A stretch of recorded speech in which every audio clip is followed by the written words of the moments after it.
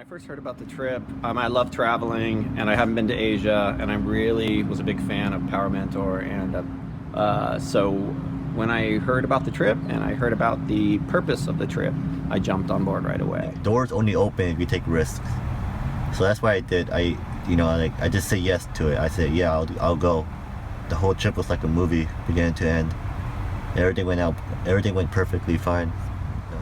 I think it was like 2 years we were planning. It wasn't just like instant, like we were like just gonna go and do something. It took some time. There's gonna be a lot of moving parts. We're gonna have to do kind of what the Korean guys wanted us to do. I knew that it was going to be a trip that was going to be rewarding and, kind of, heavy. And I knew there was going to be more of a message and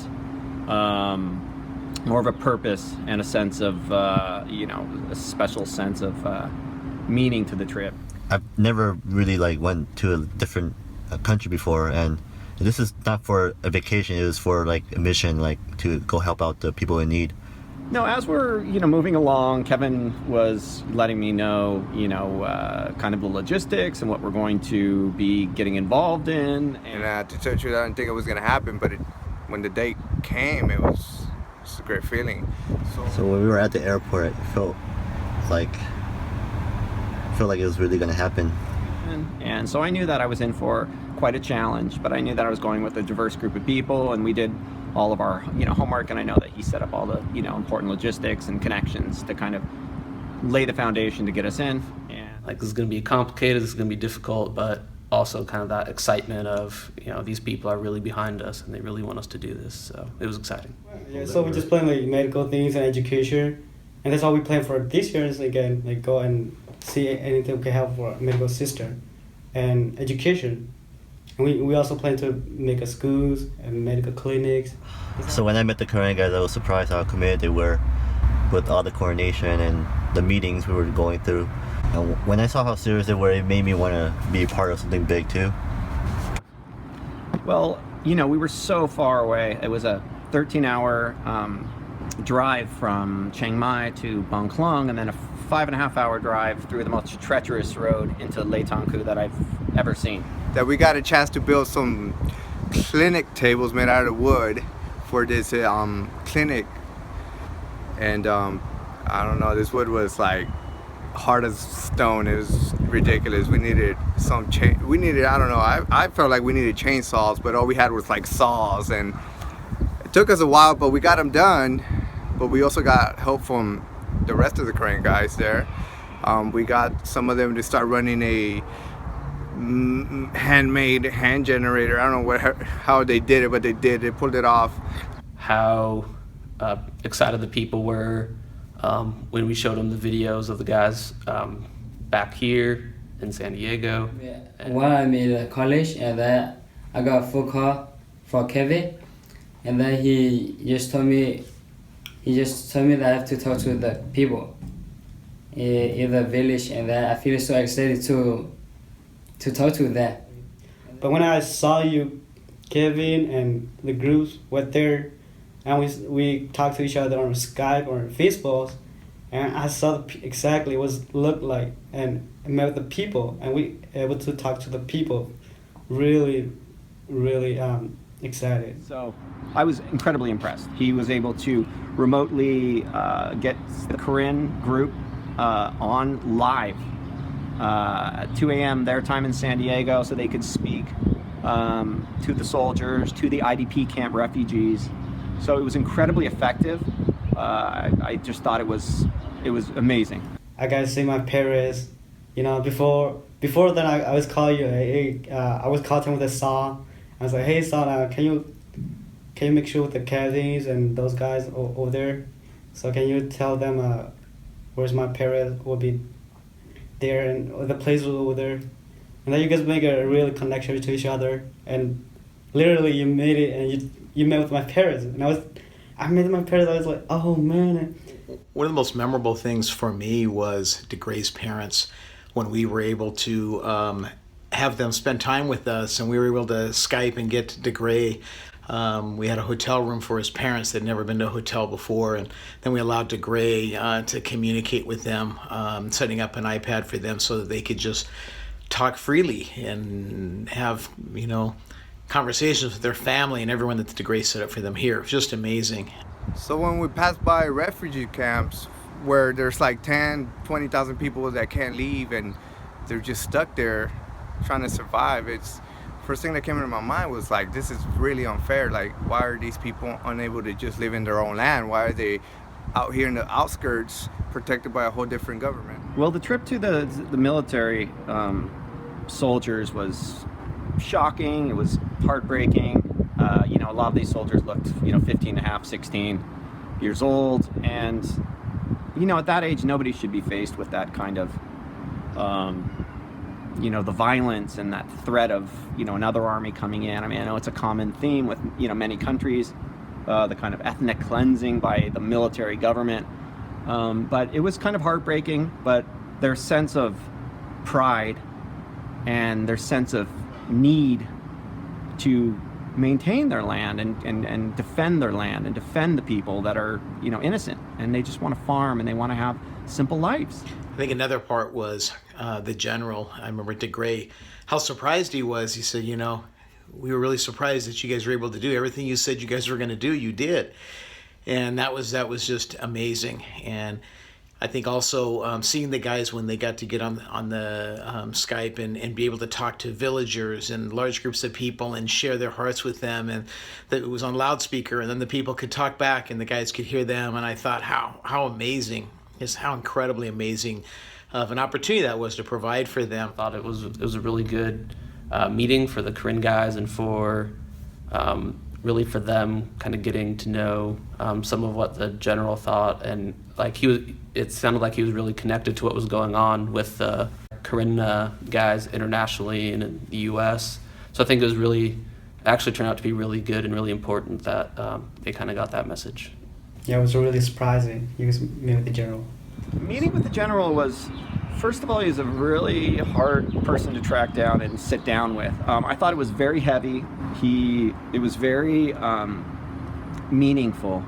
I actually felt very glad and grateful to be in his presence and be able to kind of sit down and listen to what he had to say, and be part of gifting him a couple items from PowerMentor. What an amazing team we had. All the guys, just incredible the way that each person just played to their strengths. We had a really good team. I think everyone kind of brought their own strengths to the team. Each person was very diverse, different ages, different backgrounds, different cultural backgrounds, but we all came together and it was really special. It was actually a real treat to see us each bring different skills, different characteristics, different personalities, sense of humors, and come together cohesively and effectively. And then there's Darren, friend Darren, good guy, easy to get along with. He make friends quick with everybody and everybody around him. Always happy. Anthony, what can I say about Anthony? He's a bull in a china shop, but he's got a huge heart. Good guy, great talks. I see Anthony as a brother, good friend. I'm lucky I met him. And Anthony, who I've been on so many different trips with, so I knew his capabilities and him being such a hard worker, and it was just great to see that. And then we have Tom, our camera guy, and my buddy. Great guy, always had a camera in your face, just a little disturbing, but he was doing his thing, trying to catch every moment and everything we did. So we, appreciate that. Tom and his love for people and his ability to capture moments was just incredible. Tom was a tough one to read at the beginning. He is the most helpful person. He's amazing at audio and video. I see big things, and I come from Hollywood, 15 years in commercial production, and I see Tom doing amazing things. Great guy. The group was different because every one of us was different. We had Tom. He was really good with video, making a lot of the videos and pictures and doing all those technical things. Andy, having a master's in Asian Pacific Studies, of course, helped a lot. He had a huge insight in the entire region, politics, everything. Great, tremendous person and a very hard worker. We had Andy. Andy kept me on my toes for sure. Real quiet guy, but real hard worker. What I understood, he knew a lot about the region, had a good background knowledge about the region. So it was good to have him in his team. Darren, incredible person, incredible relationships. Just his ability to just be sensitive to the culture is just incredible. Andy is tough. He's a hard worker. He does not punch in, he does not punch out, he just goes. Good guy. I'm lucky to know Andy. Hopefully Andy and I can go on some more trips with PowerMentor. Really good guy, special person.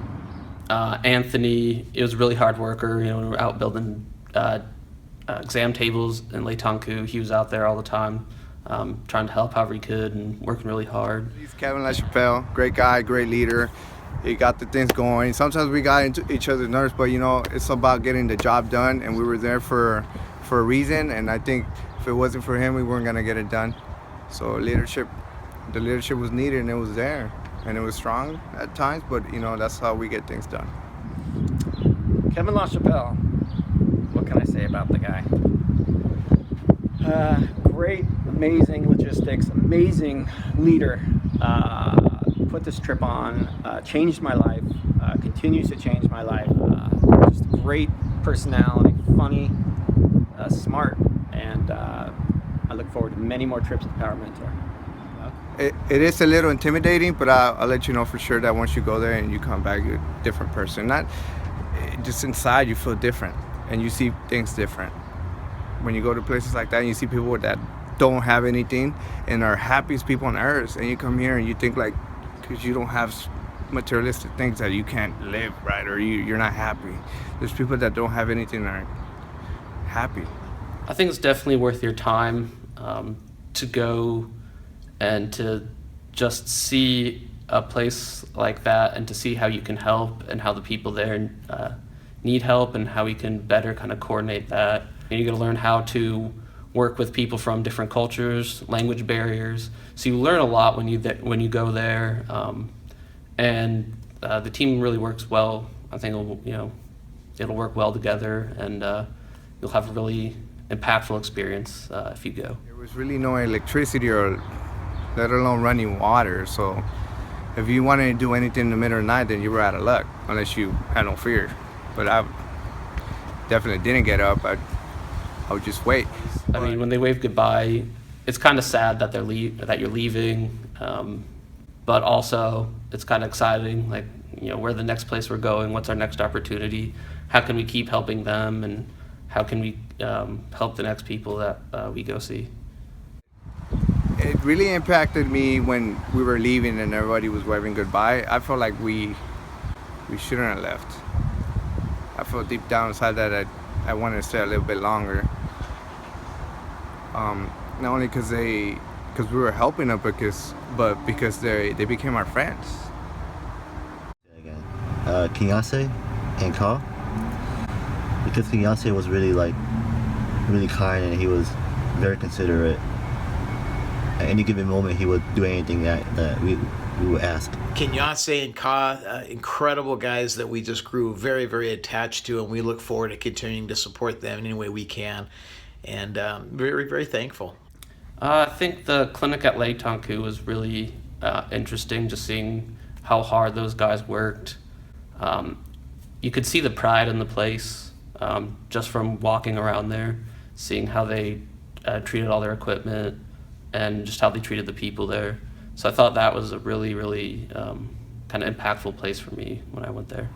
My mom and dad, they don't really talk as much. They're Vietnamese, so there's kind of a language barrier.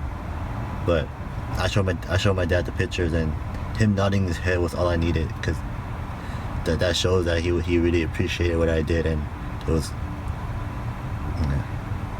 It surprises my group of friends because none of us have ever done anything like this before. Something like this is what they see on TV shows or on the TV, doing missions, so giving out medical supplies and helping out people in need. This trip puts you in situations where you are challenged, but you're supported by everybody around you. So it puts you in situations where you kind of harness skills, harness qualities you didn't know you had, puts you on the forefront and allows you to kind of nurture these skills that you had, these traits and characteristics. And it really empowers you and strengthens your leadership skills, and everybody around you kind of senses that and supports one another. This is a life-changing trip. I'll never be able to replicate this in my life. And I knew that we were going to camps. I knew that we were bringing in medicine, and I knew that we were bringing in food, and I knew that we were going to have an impact, on people, and it was going to have an impact on me. But the most rewarding thing I took from this trip was being an ambassador for the Korean group here. I didn't realize the totality of that until I got there. Being an ambassador gave the trip an extra layer of purpose, an extra layer of responsibility, which made the trip so special. So as we moved along, and I realized that we were ambassadors, we were showing videos, live videos, but we were showing a video we made to the IDP camps and carrying a message that the Korean group in San Diego are educating themselves. They're going to come back. They're going to come back with valuable skills, and we were relaying this message to them. And we saw the Facebook picture profile and all villages you've been. I never been to those villages. Even I was born in Burma, but because we used to live in a refugee, so there's no chance to get out and go out in a refugee camp. So that gave an extra element to the trip, an extra sense of responsibility, an extra sense of purpose that made the trip so rich and so rewarding that I still think about that, and I am so appreciative that the group in San Diego allowed me to kind of carry their flag and represent them over there and use all the resources, and Kevin especially, that we can to best represent them. My life was impacted significantly. In fact, when I came back, I made some decisions, some very serious decisions, career-wise, to help reposition me to be able to do more of the things like this. So it's exciting times, and I really encourage people to consider going on one of these adventure mission trips, because you'll impact people's lives, and you yourself will be extremely impacted.